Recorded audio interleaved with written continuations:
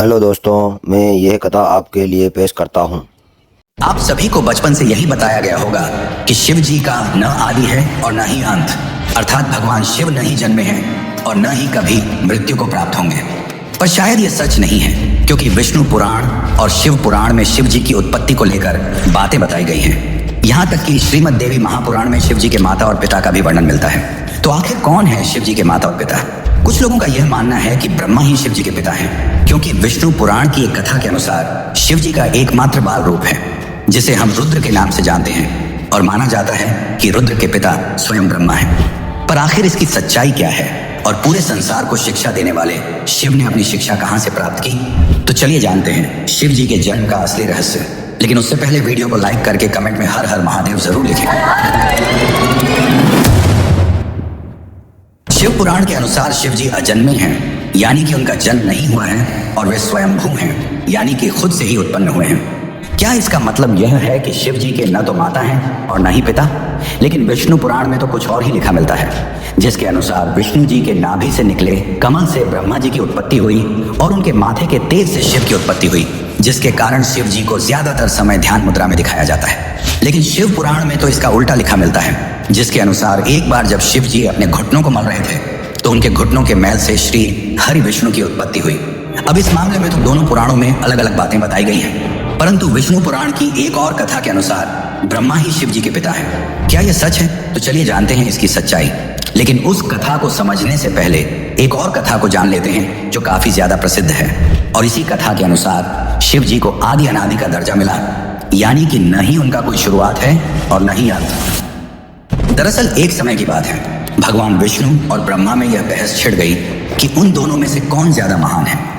ब्रह्मा को अपने सृष्टिकर्ता और सृष्टि को रचने का अभिमान था, वहीं विष्णु को इस जगत के पालनहार होने का घमंड था। दोनों के बीच की बहस काफी बढ़ गई और तभी दोनों के बीच में एक विशालकाय खंभा आ खड़ा हुआ। उस खंभे के अंदर से आवाज आई कि जो भी इस खंभे का आखिरी हिस्सा खोज लेगा वही सर्वश्रेष्ठ होगा। यह सुनकर दोनों ने खंभे का आखिरी छोर खोजने का निर्णय लिया। ब्रह्मा जी ने एक हंस का रूप धारण किया और खंभे का ऊपरी हिस्सा खोजने के लिए उड़ चले। वहीं विष्णु ने एक वराह का रूप लिया और खंभे का निचला हिस्सा खोजने को निकल पड़े। हजारों वर्षों तक खोजने के बावजूद दोनों को उसका आखिरी छोर नहीं मिला, जिसके पश्चात वे थक हार कर वापस लौट आए। अंततः खंभे के भीतर से शिव जी प्रकट हुए।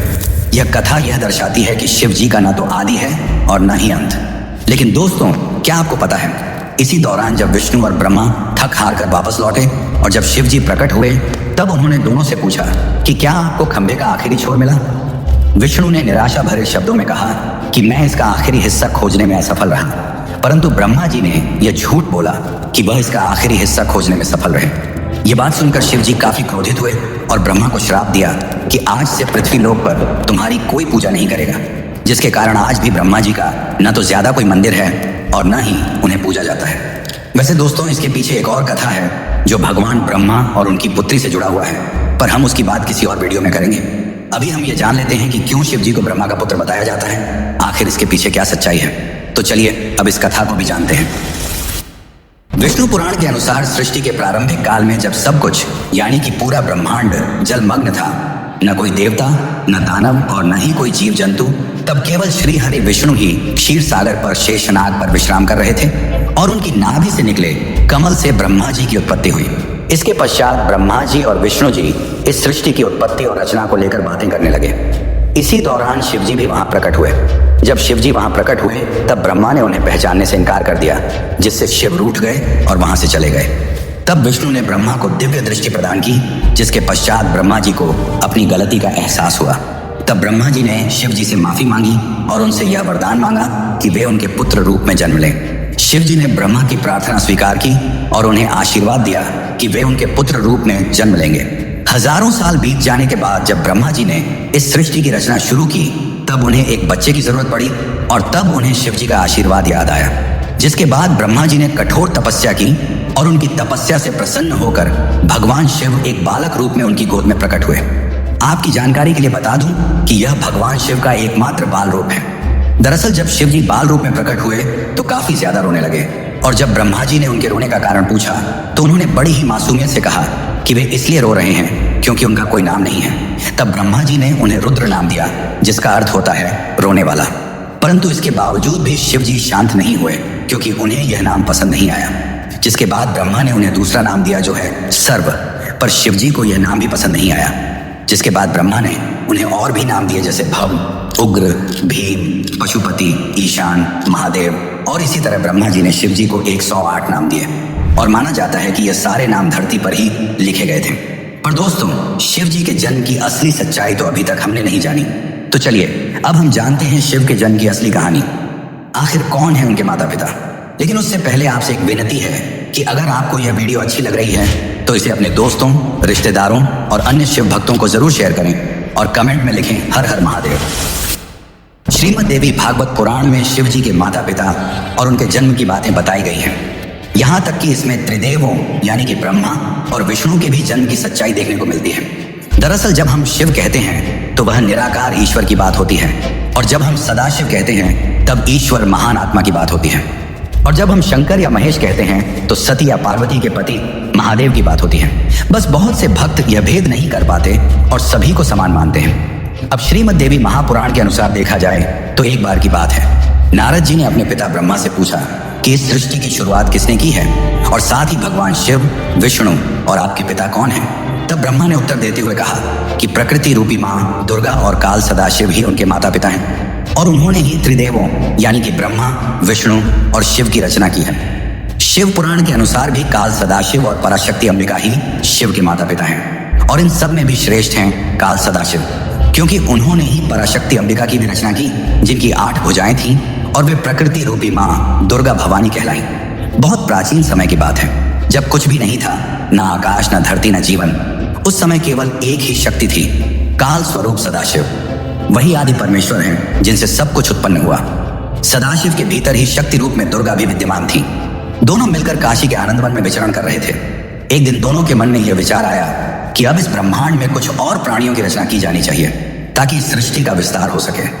उन्होंने सोचा कि किसी और पुरुष को पैदा किया जाए जो इस सृष्टि की जिम्मेदारी उठाए, ताकि वे दोनों स्वयं निर्वाण की अवस्था में जा सकें, यानी मोक्ष में लीन होकर ध्यान और शांति में स्थित हो सके। इसी उद्देश्य से सदाशिव ने अपने बाएं अंग से भगवान विष्णु को प्रकट किया।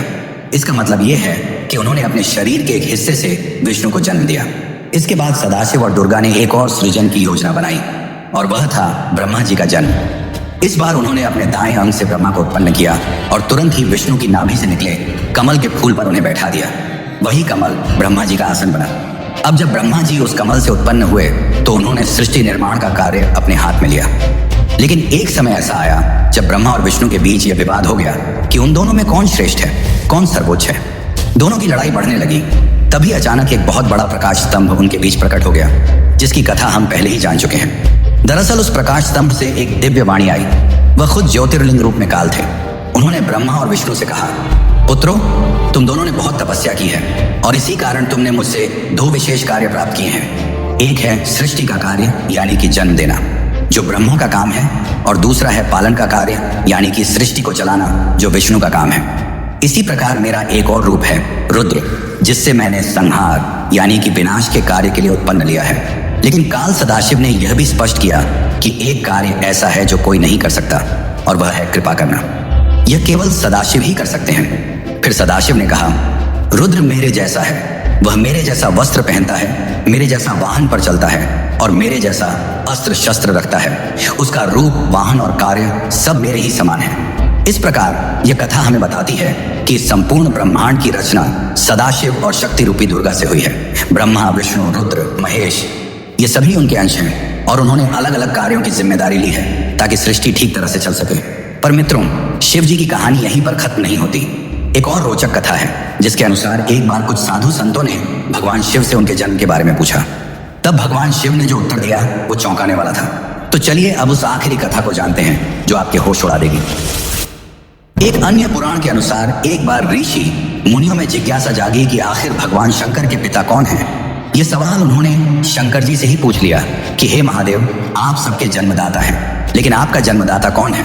आपके माता पिता का क्या नाम है? इस प्रश्न का उत्तर देते हुए भगवान शिव ने कहा, हे मुनिवर, मेरे जन्मदाता भगवान ब्रह्मा हैं। मुझे इस सृष्टि का निर्माण करने वाले भगवान ब्रह्मा ने जन्म दिया है। इसके बाद ऋषियों ने एक बार फिर भगवान शंकर से पूछा कि यदि ये आपके पिता हैं तो आपके दादा कौन हुए? तब शिव ने उत्तर देते हुए कहा कि इस सृष्टि का पालन करने वाले भगवान श्री हरि अर्थात भगवान विष्णु ही मेरे दादाजी हैं। भगवान की इस लीला से अनजान ऋषियों ने फिर से एक और प्रश्न किया कि जब आपके पिता ब्रह्मा हैं, दादा विष्णु, तो आपके परदादा कौन है? तब शिव ने मुस्कुराते हुए उत्तर दिया कि स्वयं भगवान शिव।